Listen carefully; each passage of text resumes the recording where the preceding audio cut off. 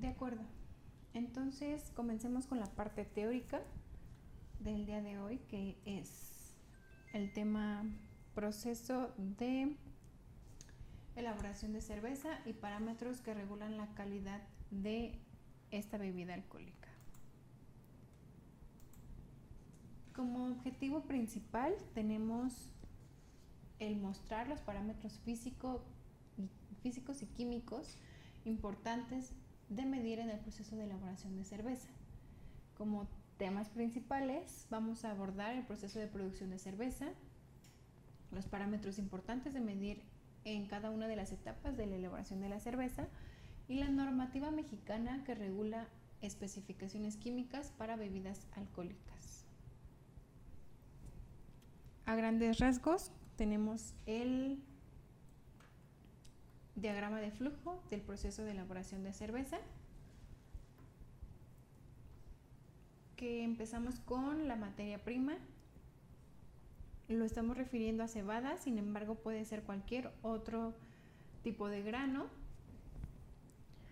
el cual va a pasar un proceso de prefermentación que conlleva a un malteado y a una molienda y una filtración, en donde tenemos dos fases. La fase líquida pasa a tratamiento de aguas residuales y la fase sólida pasa a una cocción. Después de la cocción se lleva a cabo una incubación de levadura.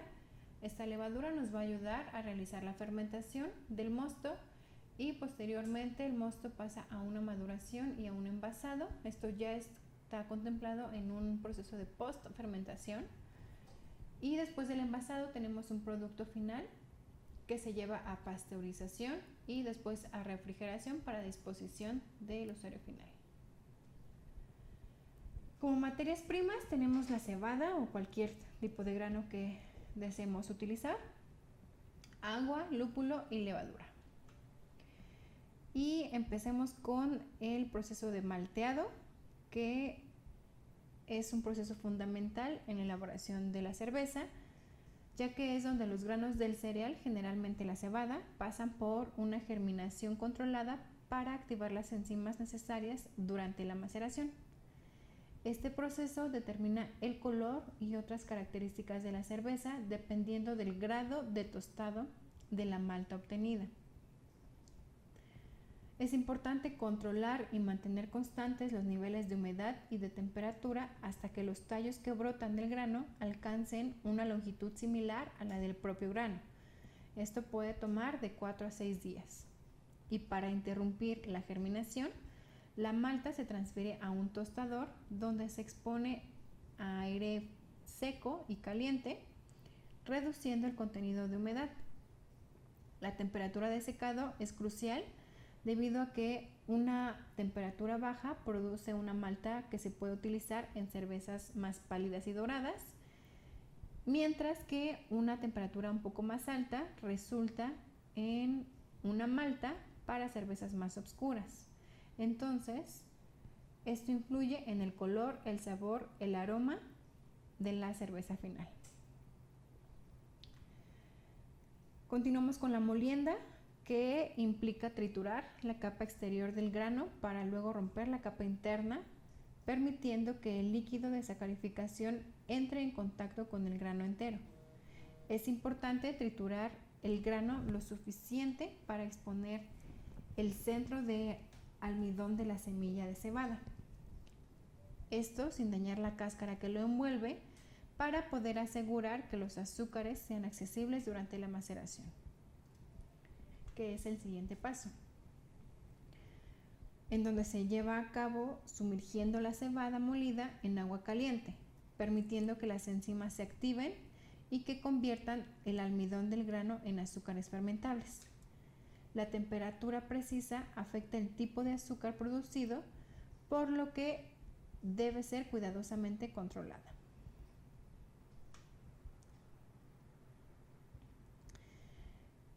Después viene el paso de filtración, que es en donde se separa el mosto líquido de los restos sólidos de la malta, conocidos también como bagazo. A menudo este bagazo se utiliza para la alimentación animal.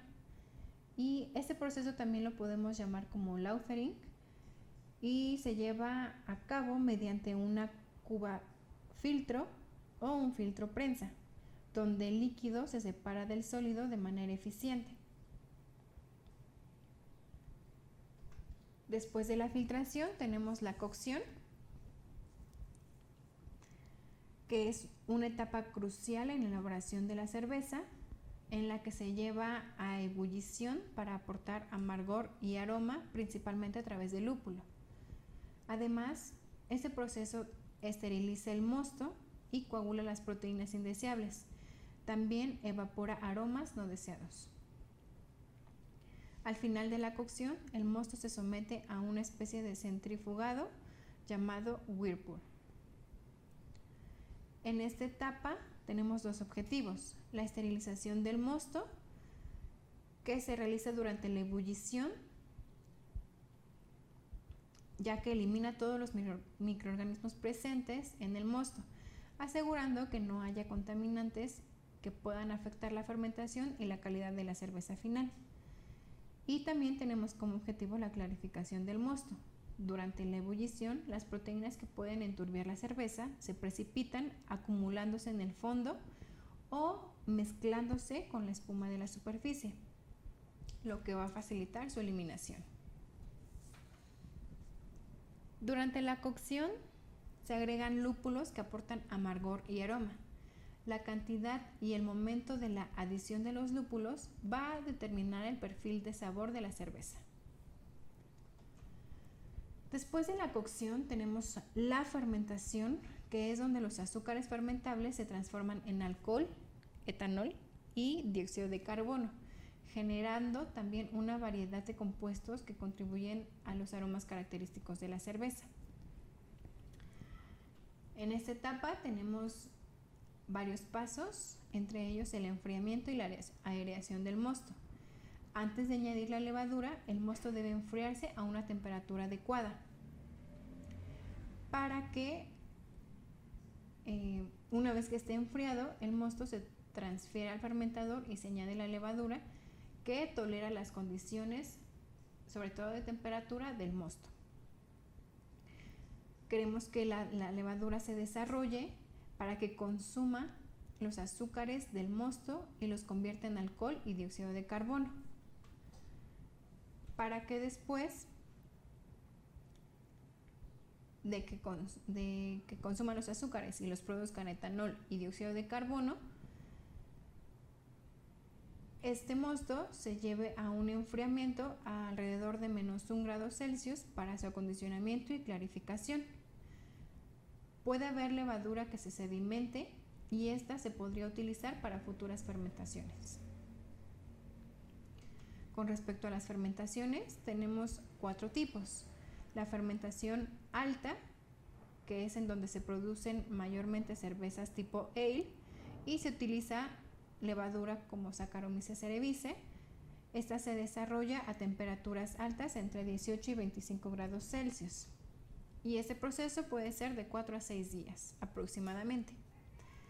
La fermentación baja, que es donde se utiliza la levadura Saccharomyces pastorianus, se desarrolla a temperaturas un poco más bajas, entre 6 y 10 grados Celsius, lo que produce un tiempo de fermentación un poco más largo, de 8 a 10 días aproximadamente, y se suele utilizar para cervezas tipo lager. La fermentación espontánea, que es en donde no se añade levadura y la fermentación se realiza de manera natural, similar al vino. Esta puede durar años. Y en algunas fábricas se emplea la fermentación isobárica, que se realiza en tanques herméticos. En este método, la cerveza se gasifica en el propio tanque antes de ser embotellada, facilitando un control más preciso sobre el nivel de carbonatación. Después de la fermentación, viene la maduración, que es en donde la cerveza se somete a bajas temperaturas para estabilizar los sabores y aromas, logrando un equilibrio perfecto entre los diferentes matices. La cerveza madura y se suaviza, reduciendo los subproductos de la fermentación. es posible añadir lúpulo seco durante esta etapa para potenciar el aroma. Después tenemos el envasado, donde estamos contemplando la filtración y la carbonatación. Después de la maduración o acondicionamiento, la cerveza se filtra y se transfiere a un tanque brillante.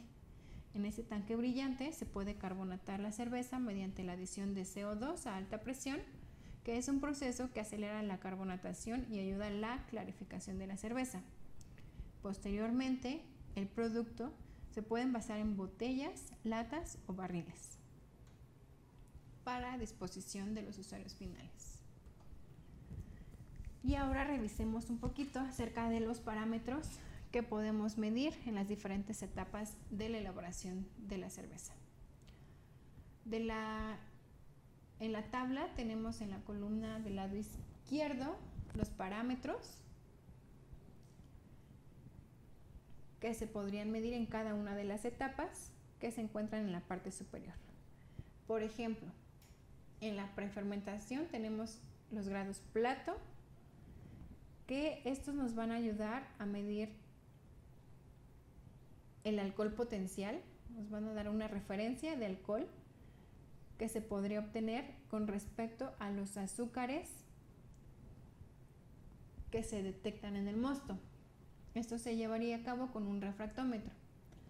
Con respecto a alcalinidad y cloro,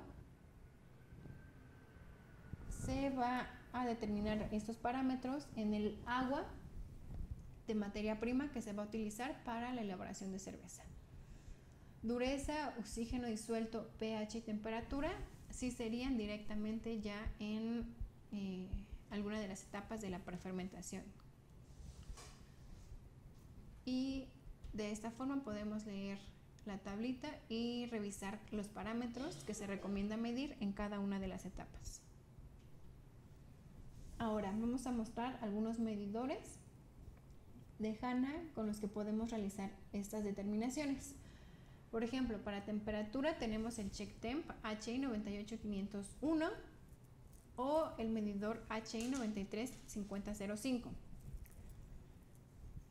Para pH tenemos tres opciones: la opción portátil, el HI 99151, la opción de bolsillo HI 9810312, que con esta opción, utilizando nuestro dispositivo móvil, también lo podríamos utilizar como medidor de mesa con la aplicación HANALab.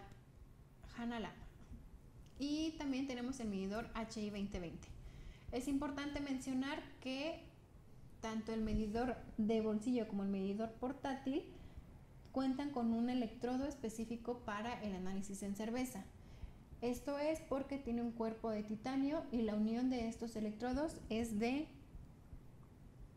tela, lo que nos va a permitir realizar mediciones a temperaturas altas.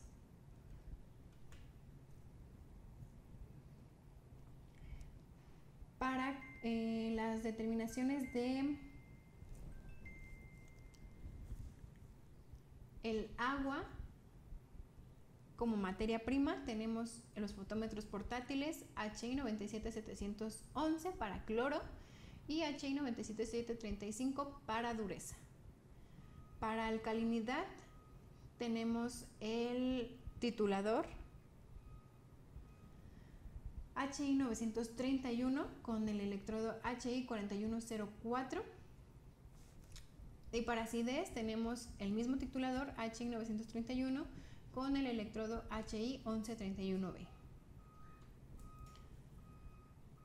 Tenemos turbidez, contamos con dos opciones para este parámetro, ambos son turbidímetros, nada más que la diferencia es el HI 847492 ya nos va a dar los valores en parámetros de las asociaciones tanto europea como americana, y el HI 98703 nos va a dar los valores en unidades nefelométricas o NTU.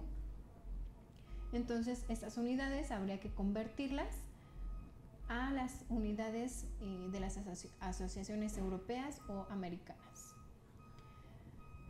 También tenemos el refractómetro para alcohol potencial HI 96841, es el que les comentaba.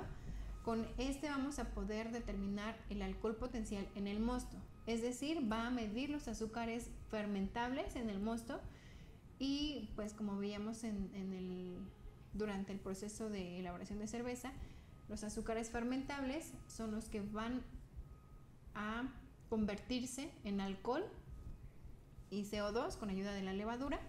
Entonces este refractómetro nos podría ayudar a inferir el grado alcohólico de nuestra cerveza o de nuestro mosto.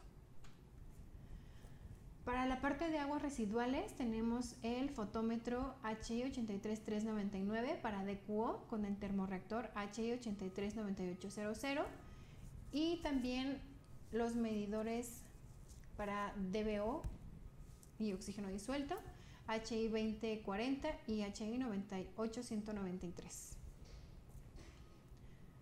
Estos también los vamos a poder utilizar para el nivel de gas de CO2 que tenemos en el mosto en las diferentes etapas o ya en el producto final.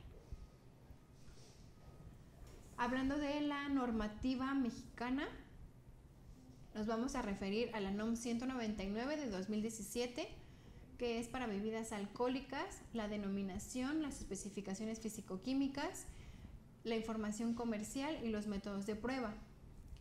En esta NOM vamos a tener diferentes tablas. Vemos que no es específica para cervezas, sino para bebidas alcohólicas, pero nos clasifica las bebidas alcohólicas en diferentes tipos. Bebidas alcohólicas fermentadas, que es la que nos está interesando el día de hoy. La cerveza es un producto fermentado. Bebidas alcohólicas destiladas, licores o cremas, cócteles, bebidas alcohólicas preparadas. Entonces, la que nos importa el día de hoy, bebidas alcohólicas fermentadas. La tabla 2, especificaciones de metales. No debe contener ni plomo ni arsénico en cantidades mayores a 0.5 miligramos por litro.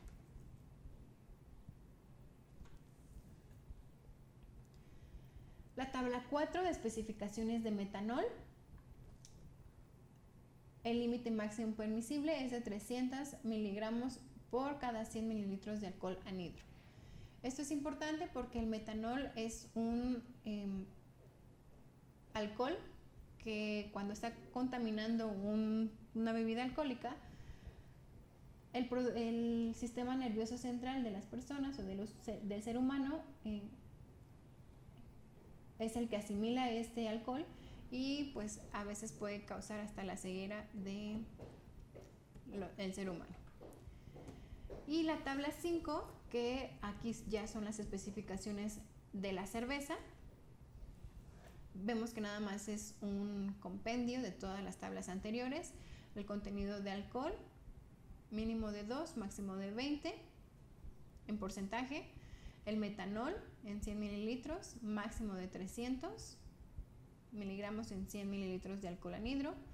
Acidez total de 10, aquí son gramos por litro, también porcentaje. pH, plomo y arsénico. Y entonces estas son las especificaciones de la cerveza para la normativa mexicana. Ahora vamos a revisar un video de turbidez. Les comentaba que contamos con dos opciones para turbidez, el turbidímetro específicamente para cerveza o el turbidímetro de usos generales, con el que se tendrían que hacer las conversiones a las unidades de las asociaciones europeas o americanas. Entonces vamos a ver primero el video y posterior al video vamos a realizar una demostración de medición de pH con una de nuestras opciones que presentamos de medidores de pH para esta aplicación. Entonces denme oportunidad de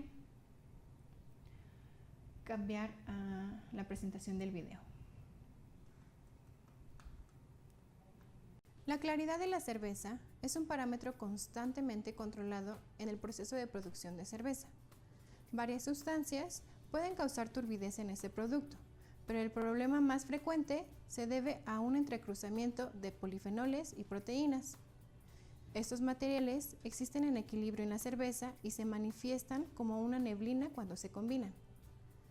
Hay disponible una gama de tratamientos de estabilización para evitar problemas de turbidez, y el producto debe controlarse en varios pasos durante el proceso de elaboración, especialmente después de la filtración y antes de que la cerveza ingrese a los tanques. Esta turbidez o neblina se puede medir con ayuda de un turbidímetro, como lo haremos el día de hoy. Tenemos dos muestras de cervezas, una sin filtrar y una ya filtrada. El día de hoy realizaremos la medición de las dos muestras. Previamente se ha colocado una muestra de cerveza sin filtrar en la celda. Se limpia la celda para eliminar las manchas o huellas que se puedan haber dejado. Ingresamos la celda al medidor y presionamos leer.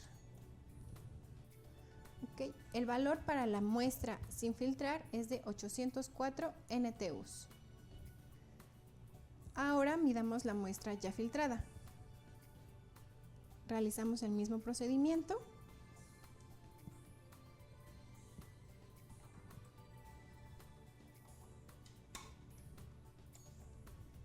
Y el valor para la muestra ya filtrada es de 7.32 NTUs. Ahora que hemos realizado las mediciones, podemos ver la diferencia entre la cerveza sin filtrar y como producto terminado, ya filtrada. Para saber la clasificación de la cerveza, las tablas a continuación ayudarán primero a convertir los NTUs o unidades nefelométricas de turbidez en las unidades de la Sociedad Estadounidense de Químicos Cerveceros, ASBC, o en las unidades de la EBC, que son las unidades que utiliza la Convención Europea de la Industria Cervecera. Y una vez que se tenga el equivalente en unidades ASBC o en unidades EBC, podríamos clasificar el producto final de acuerdo a la siguiente tabla, ya sea en brillante, casi brillante, muy ligeramente nebuloso, brumoso o muy nebuloso. En el caso de la muestra que hemos analizado el día de hoy como producto final, tenemos un valor de 7.32 NTUs, lo que equivale al valor de 1.83 en unidades de la EBC y a 126.27 en unidades de la ASBC. Esto nos indica que tenemos un producto muy ligeramente nebuloso. Esto ha sido todo por el día de hoy. Si quieren saber más sobre nuestros equipos o nuestras aplicaciones, los invitamos a que revisen nuestra página web y nos sigan en nuestras redes sociales. Los esperamos en el siguiente video tutorial. Ok, entonces tenemos aquí los medidores de pH, el medidor HI 99151, ahí no tiene reflejo, ok. He calibrado el electrodo previamente para que tengamos una buena condición y tenga una buena lectura. Vamos a mostrarlo así, ok, perfecto. Primero me gustaría hacer una demostración con este medidor. Es importante mencionar que la muestra de cerveza se tiene que desgasificar, ya que el gas puede producir que las lecturas sean inexactas o que incluso no se estabilice la lectura. Entonces voy a enjuagar primero el electrodo y ya que está calibrado mi electrodo, únicamente lo sumerjo en la muestra y espero a que se estabilice la lectura. En la pantalla vemos que hay un reloj parpadeando, entonces la lectura se estabilizará y dejará de parpadear ese reloj, desaparecerá de la pantalla por completo.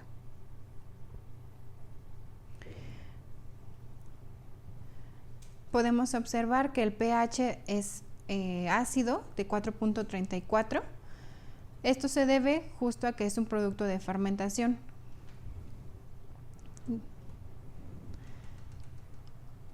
Ok. Y ahora vamos a realizar la medición con nuestro Halo 2, que lo vamos a emparejar con el teléfono celular para que se convierta en un medidor de mesa.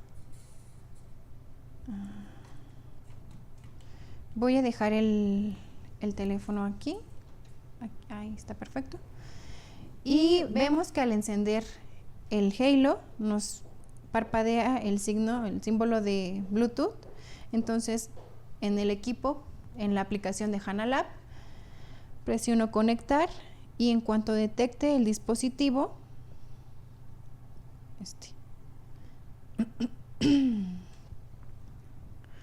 nos indica que esperemos para que se empareje. Okay.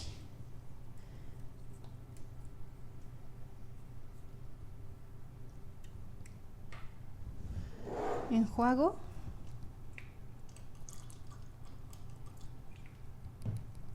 Les comentaba en la presentación que ambos equipos cuentan con un cuerpo de titanio. Esto nos va a permitir hacer las mediciones en muestras con temperaturas altas, como lo es el mosto cuando está en la etapa de cocción o posterior a esta.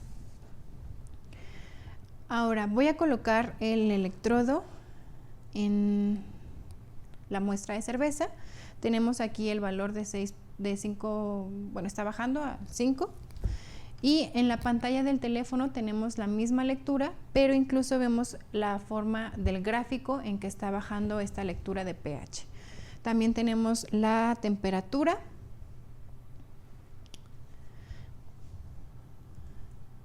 Tenemos también la condición del electrodo, que está a 96%. La batería está totalmente llena.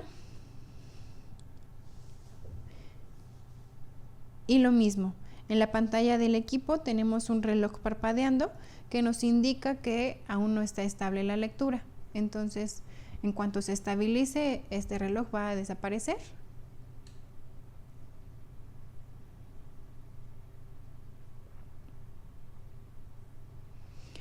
Además, voy a mostrar el teléfono para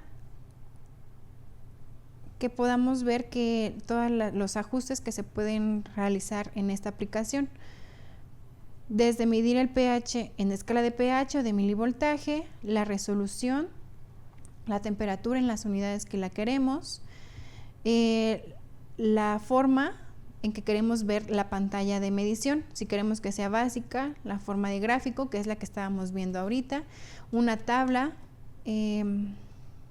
función GLP simple o la función de GLP completa, es decir, con los valores de pendiente, mostrar todos los datos o los datos almacenados o las etiquetas de los datos,